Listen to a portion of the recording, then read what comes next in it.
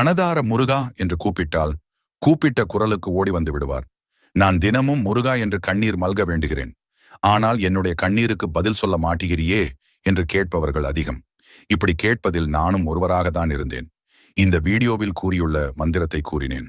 என்னுடைய வாழ்க்கையில் இருந்த பிரச்சனையெல்லாம் நீங்கி நிம்மதியாக இருக்கிறேன்.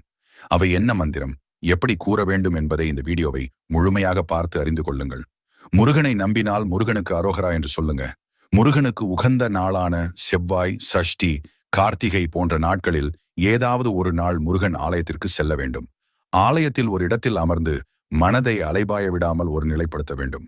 ஓம் ஐயும் கிளியும் சரவண பவ என்ற மந்திரத்தை 21 முறை கூற வேண்டும். நான் 3 வாரம் கூறினேன். என் வாழ்க்கையில் இருந்த பிரச்சனை தீர்ந்தது. நீங்கள் மந்திரத்தை கூறுவதற்கு முன் உங்களுடைய பிரச்சனையை கூற வேண்டும்.